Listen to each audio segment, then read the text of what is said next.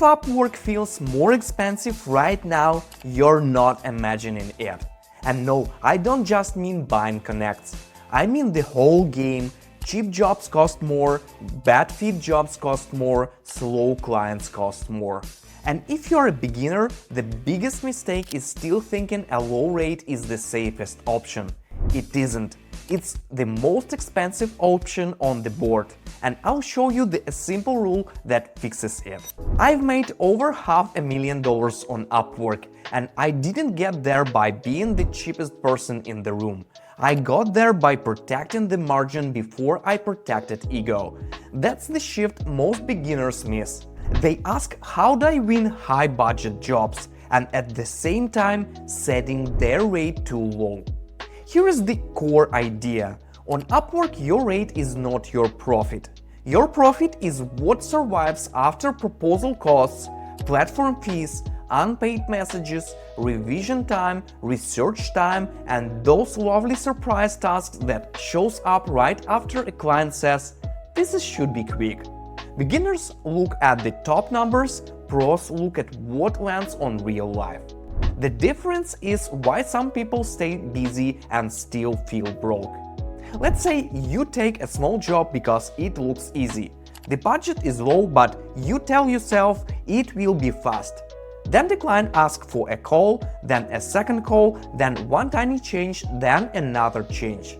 Now the job that looked like easy money is paying you less than your worst local job. That is what I mean by expensive. The price tag was low, the hidden cost was huge. And there is a trap here that messes with beginners. Once you've spent money to apply, you feel pressure to make the job work. So you tolerate vague briefs, weird scope, and clients who answer once every 12 hours like they're sending messages from space. That is not discipline. That's panic caused by feeling you've already invested too much to stop. The fix is not more motivation, the fix is better filter, which I described in a separate video.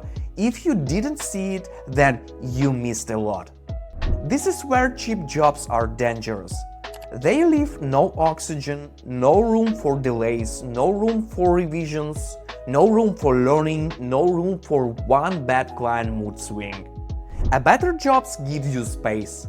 Space to communicate well, space to do solid work, space to recover when something takes longer than expected.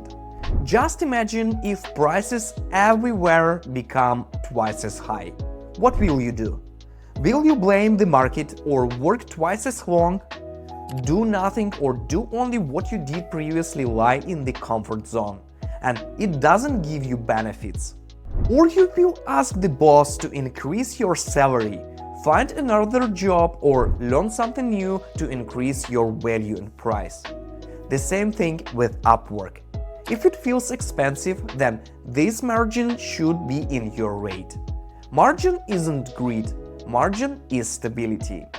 When I rebuilt on Upwork, my first goal was not to look impressive. It was to build traction without destroying my future. I started around the average market level I saw and avoided low rates. I focused on getting strong reviews and looked for jobs where the upside was bigger than the stress.